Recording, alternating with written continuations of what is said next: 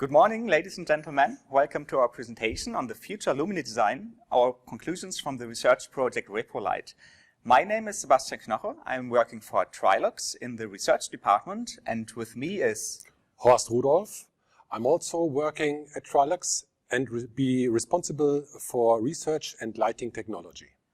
And for the first introductory slides, over to you, Horst. Thank you. So, Repro-Light has been our research project over the last 3 years. And with us, there were several partners at this funded project that was being funded by the European Community. For example, Luga Research for communication, the IREC as an institute in Spain for sustainability, Mondragon for social technology, and Badenbach from Austria was our lighting expert. For manufacturing and technology, BJB and RONA and also Grado Zero were on our side. So our key R&D activities were have a look at the sustainability and circular economy of our luminaires and all around. And also modularization of luminaires and with that a smart production scheme. So let us introduce to you the environmental life cycle assessment that we have done over the last years at our technical luminaires. So what is an environmental life cycle assessment?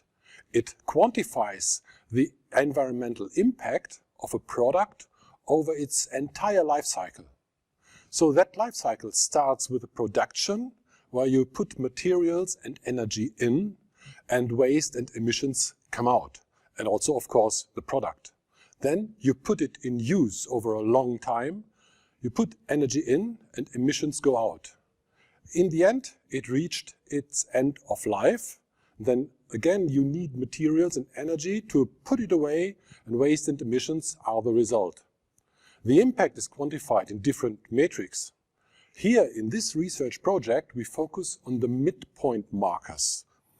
That is, for example, the primary energy demand, which is measured in megajoule, and it is standing for increased energy consumption from renewable and non-renewable energy sources. And also we had a deep look at ADP elements.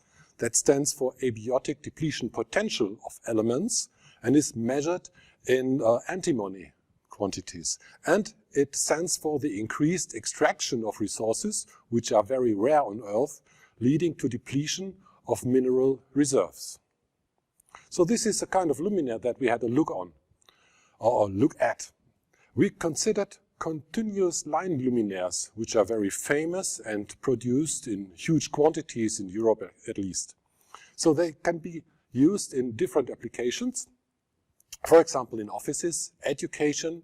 You find them also in retail and manufacturing applications. And the typical lifetime of such a luminaire is about 70,000 hours. That corresponds to 14 to 35 years, depending on the application that you have a look at.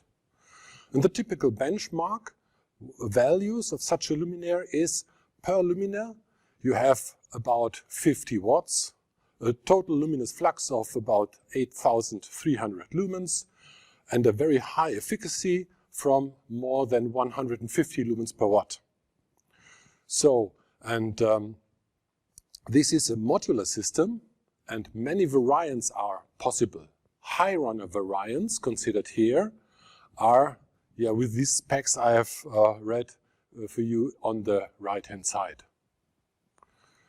So, keeping in mind that our life length of this product and the refurbishment cycles may or may not vary a little bit, a few years, for example, we had a deeper look at the life cycle assessment of a luminaire in that way that we decomposed and analyzed all the details, all the small things that were part of the luminaire. And as you can see, we have much metal in it, also plastics, not only for optical systems, but also for insulating and so on. And we had wires and electronic components in control gears and on the LED module. That is what a luminaire makes out. So in the life cycle assessment and its environmental burdens will be presented to you by Sebastian. Okay, thank you, Horst. I will show you at first a brief overview of the life cycle stages and the environmental burdens which we accumulate over these stages. The first stage is the production stage, and we generate certain environmental burdens for the luminaire. We use some energy to produce the luminaire, and of course we put some materials inside the luminaire. We account for all the burdens which are generated for the luminaire production, so also for the material mining process and the transportation of materials to the Trilux facilities. And the obvious opportunities to improve in this step are, of course, to use as little material as possible and to use recycled instead of virgin materials. And we can see that the steel and copper fractions in the luminaire already contain recycled fractions. And of course, it's good to design long-living systems so that the production process does not have to be repeated so often. And in focusing on the material reduction, it is quite good to have an overview of this large block of material consumption seen in the right diagram. And we can split it into the individual parts of the luminaires. And we can see that most precious materials, so the ones that are limited on Earth but are needed in many applications, in technological applications, are inside the electronics components, in the LED modules and in the LED control gear. The next materials that are important are then in the housing and the wiring. This is steel and copper, for example, and in the optics, and this is just plastics, it's PMMA. This contribution is negligible in this respect of ADP elements consumption. The ADP elements metric, again, it measures the use of materials that are limited on Earth based on the current extraction rate and the known world reserves we have. The second phase is the use phase of the luminaire. And there we need mainly energy, electricity, to operate the luminaire. And you can see here on the diagram for the energy consumption, on the right column, the energy consumption in the use case is by vast the major contribution. It is 99% compared to 1% for the production energy. For the material side, we have some additional burdens in the use phase. Although we don't put material really inside the luminaire, but we need some material to generate the electricity. And these are the 26% which are coming on top of the production materials that we need. The issues we take into account for the use phase is, you can see this large red block of energy in the use phase. We have to decrease this block by all means because this is the largest contribution of the use phase. And not only by upgrading the LEDs, but also, for example, by taking light management systems into account. Another topic is what happens if a luminaire fails. So can we exchange the failing component, maybe the control gear or the LED module, or do we have to dispose the complete luminaire and replace it by a new one? And finally, there's a decision, do we want to have luminaires that are maintenance-free or where we have some components which shall be exchanged on a regular basis, like lamps in earlier times. Today, it is possible to have LED modules which last the complete lifetime of the luminaire, which do not need to be exchanged. The third phase is the disposal phase, and in theory we have some extra burdens during the disposal phase. For example, the transportation energy to the final disposal facilities and emissions for incineration. But compared to the use phase and so on, this does not show up in the diagram, so this is really a tiny fraction. Nevertheless, we can take the chance to discuss in this phase what opportunities we have to improve, and especially how to avoid the dead ends like landfill and incineration for the components. Can we reuse some components? Can we recover materials from them, or can we employ them in some different application once again after the first life? So here on the right-hand diagram, you can see all these contributions which have added up over the complete life cycle. And now I will give you a detailed investigation of the improvements which we reached in the Repro-Light project. And for the production, we focused on an improved product design that saves materials, and especially the most precious materials, which are measured by this ADP elements metric. And in fact, we achieved an improvement, a reduction of 61% of the ADP element burdens. You can see it on the right-hand side, how this splits to the single components. On the left column, this is the benchmark luminaire. We saw that the LED modules have the major contribution, and especially their contribution was reduced by a huge amount to the next generation luminaire, which is shown on the right column, by two factors. At first, the LEDs were replaced by ones which do not have a gold bond wire, because we saw that the gold contained in usual LEDs has the largest contribution to the ADP elements metric. And secondly, the LED module got slimmer, so we need less copper and so on, and less materials for the board itself. So these were the two key steps we took here. In the use phase of the luminaire, we of course focused on the energy consumption. You saw these 99% big red block for the benchmark luminaire. Here on the left, on the right, it is shown again. And we reduced it by 11% just by replacing the LEDs by the latest state of technology, by increasing their efficacy from 157 lumen per watt to 179 lumen per watt. And another big improvement can be done if you incorporate light management systems. By daylight and presence control, you can get approximately another 30% light savings. And I will present a detailed investigation of the light management benefits on the next slides. And I have got two more details to talk about. This could be new talks by its own, but I will just present one slide per detail. The first one is the optimal usage time of the LEDs, where we did some theoretical model calculation. And secondly, a discussion of exchangeable LED modules, in which cases this makes sense and in which not. So let us start with this first detail, the energy savings by light management. So we did a case study here at Trilux, and we installed a system at the apprenticeship workshop, a LiveLink light management system. And this reports the data of the luminaire into the cloud, where we can download it and analyze it.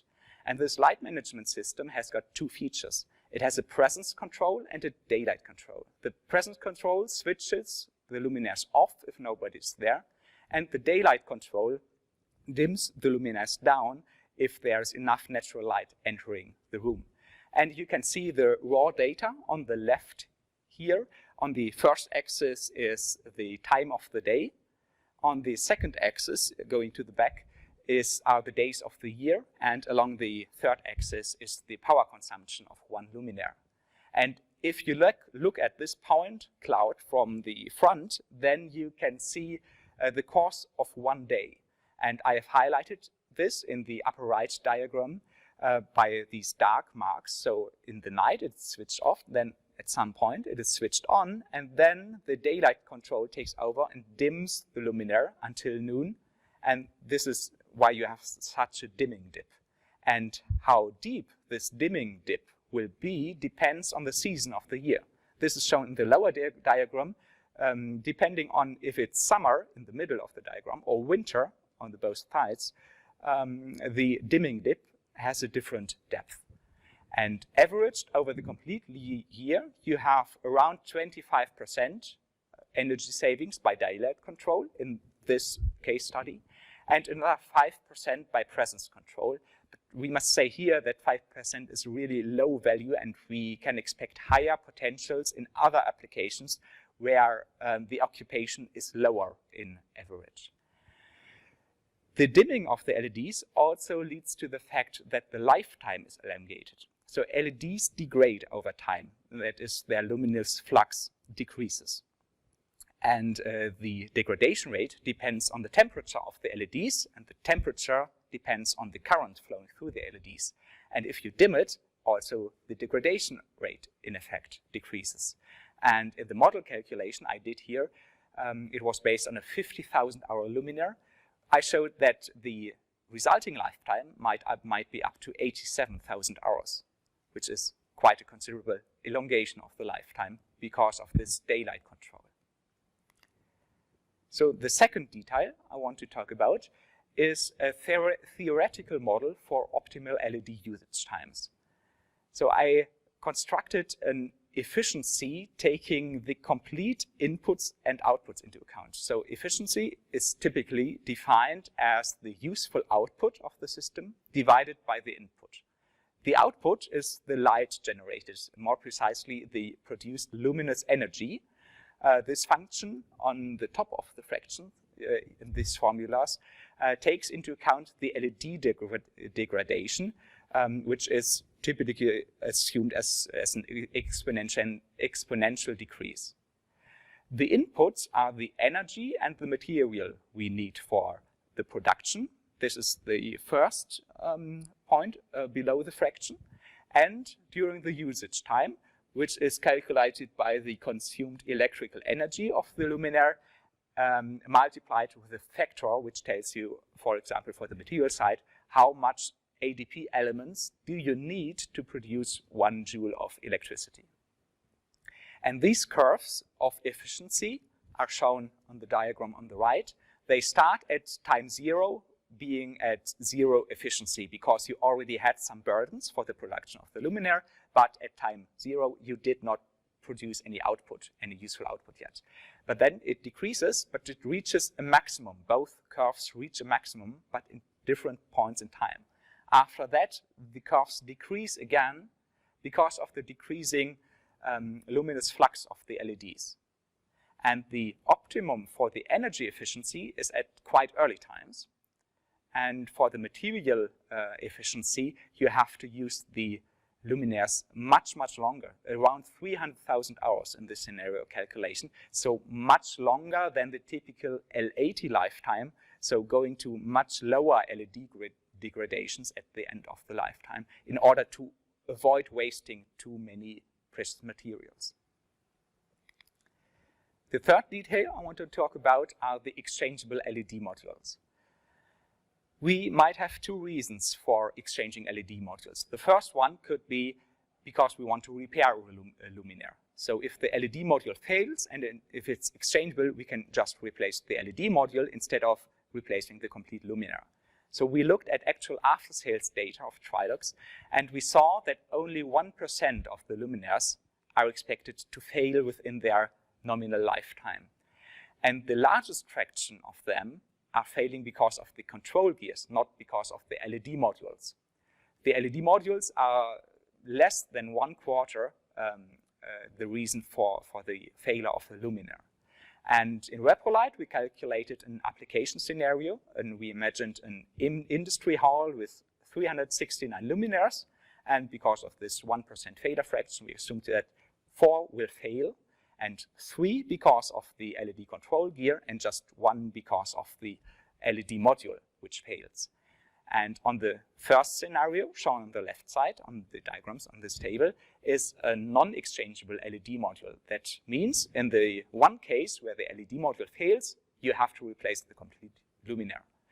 In the right scenario, with an exchangeable LED module, in this one case, you can replace just the LED module and keep the rest of the luminaire. However, you have to change the design of the luminaire a little bit. For example, you have to account for some additional connectors in the luminaire which have some extra burdens. And the problem now is that these extra burdens are needed for all the 400 luminaires in this industry hall just to have the advantage in one case where you can exchange the LED module instead of the complete luminaire. And the numbers provided by our lifecycle specialists can tell you if this pays off in balance or not. And this is shown on the diagrams. So on the top is the total view of the diagram. On the left, the non-exchangeable LED module scenario. On the right, the exchangeable LED module scenario. You can see that the spare parts shown on top have a really small contribution. But zooming into this top of these columns shows that in the left case, you have the non-exchangeable LED module.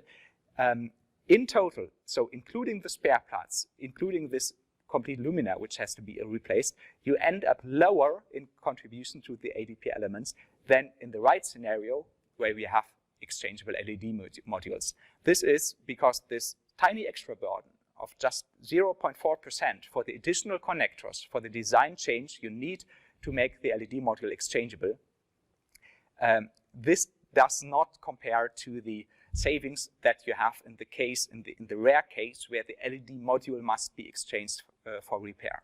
So in total, you end up with a very small negative extra. If you increase, in theory, the failure rate from 1% of all the luminaires to maybe 10%, then you get a little benefit of having exchangeable LED modules. But these are really insignificant numbers, so it's just 0.15%. The next reason why you might want to exchange an LED module is for maintenance. And in maintenance, with maintenance, I mean a scheduled replacement of degraded LED modules in order to restore the luminaire's energy efficiency. So as I said before, the LEDs degrade over time, their luminous flux decreases with an exponential function. And because of this, you also have to account for a maintenance factor in the light planning, which ensures that at the end of the luminaire lifetime, you have got sufficient illumination in your application, which means that at the beginning of the installation life, you have a certain over-illumination in the application. And the apparent solution to both points is to just say we regularly exchange the LED modules, so we always have the best efficiency LED modules under the ceiling, with the great drawback, of course, that you generate more LED module waste. And we saw that in the LED modules, there's the most precious materials. And on the diagrams on the right, we presented some scenario calculations. It's an application with 100,000 hours of lifetime, corresponding to the L70 lifetime of the LEDs. And for the energy shown on top, it indeed pays off to regularly exchange the LED modules. So if you have the 0 exchanges, this is the leftmost column in this diagram, you have the most energy consumption, and going to 1 exchange or 2 exchanges or 3 exchanges over these 100,000 hours, you are decreasing the energy consumption. For the materials, however, you can see the different trend, because if you exchange it once or twice or 3 times, then you have to produce more and more LED modules, and in fact, the LED modules that you get out of application, they are typically just disposed, and they are just waste. And thus, from the material side, it is a bad idea to do these regular exchange scenarios. I want to highlight an alternative solution to get the energy saving a little bit, but to avoid the extra material and the waste generation. And it is called constant light output, where you are programming the luminaire in a way that the LED degradation is compensated by increasing the forward current through the LEDs, which means that you can avoid the maintenance factor in your light planning, and you have no additional material for the LED modules. And as you can see on the 2 diagrams, the material aspect, it has the lowest material input that you need. And from the energy aspect, it is nearly as good as having 1 exchange of the LED module. The only way in that exchangeable LED modules for keeping the efficiency high might become a valid case is that you can reduce these orange blocks, these LED module spare parts, to quite a large extent. And we saw in Repro-Light that we could make some progress there, and having the same diagram for the next generation luminaire, where the LED module has really shrunken from its contribution to the ADP elements, you can see that you could afford 1 exchange, and then it's a draw from the material point of view.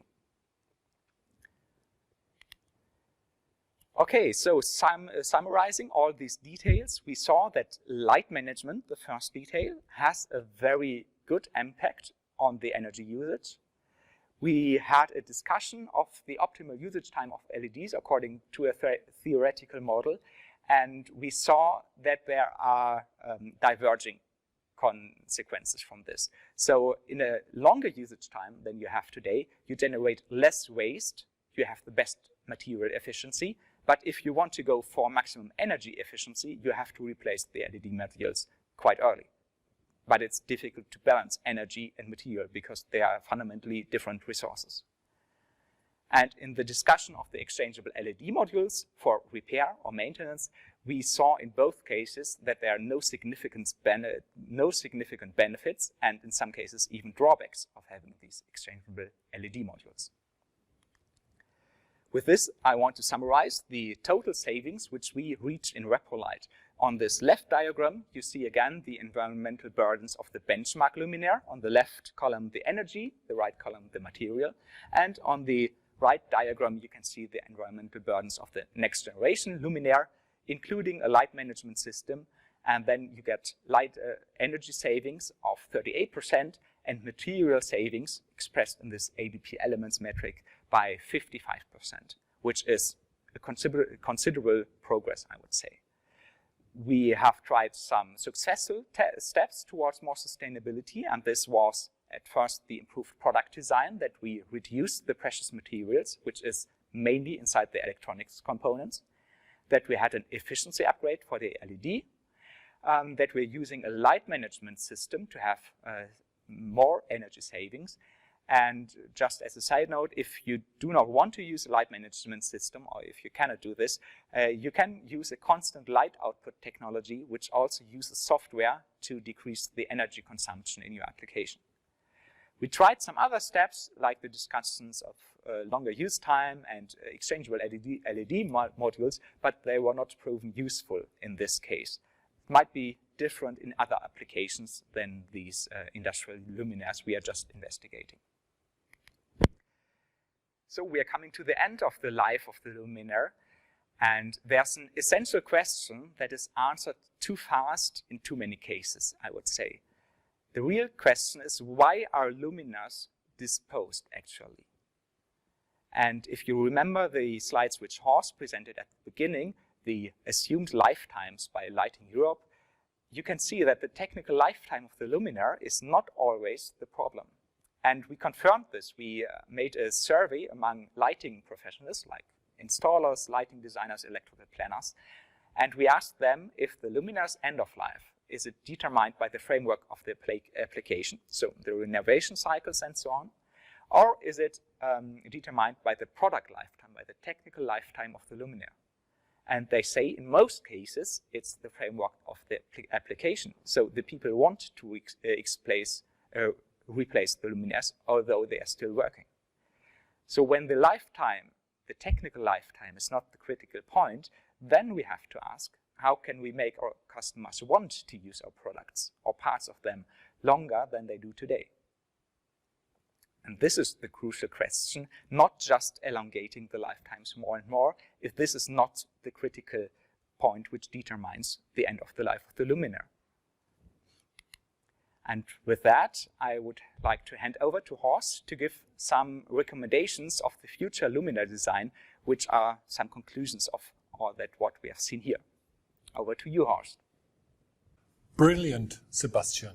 Thank you very much. Okay, so what do we have learned over the last half an hour, and what we have seen in all the last slides here?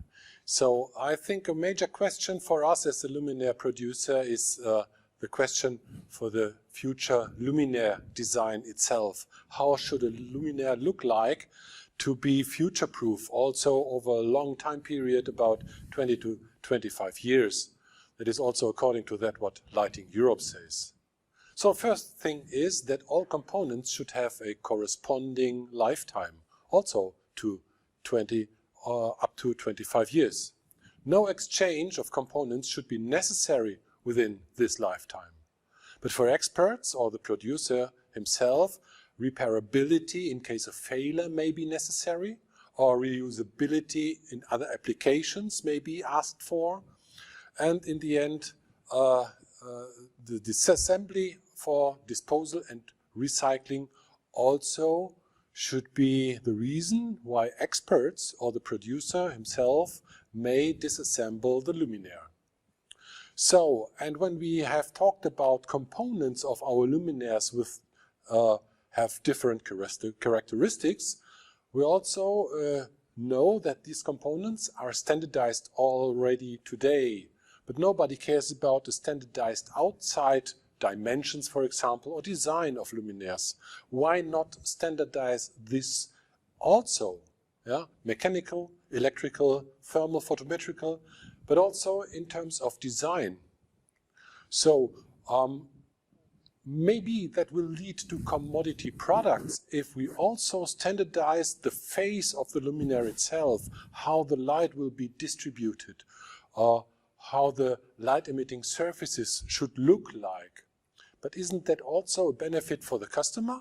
If he is able to exchange one luminaire by another and not only not necessarily drill new holes in the walls or the ceiling.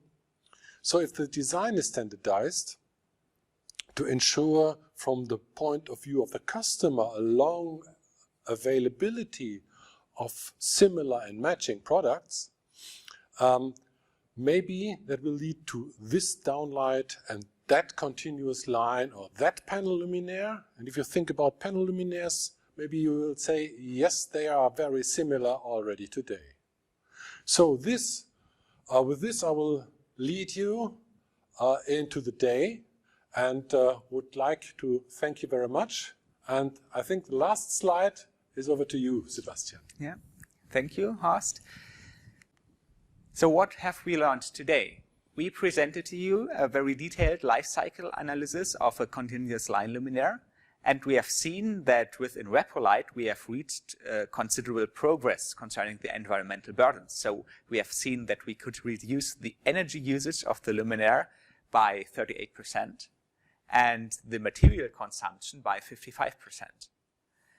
We have seen that saving energy can be done in a considerable amount by software, by using technologies like constant light output or light management systems with daylight and presence control. We had a discussion of exchangeable LED modules, exchanging for repair or for maintenance. But in both cases, we saw that there are no real proven benefits of exchanging the LED modules. And we have got one question or two questions to think about for you. What is the real reason that luminaires are disposed? And if we want to elongate the life cycle, then we really have to solve this question first and then find the right answers. And will all this lead to commodity products? And how can we as a lighting industry then cope with this fact? Thank you very much for your attention. Thank you very much for listening.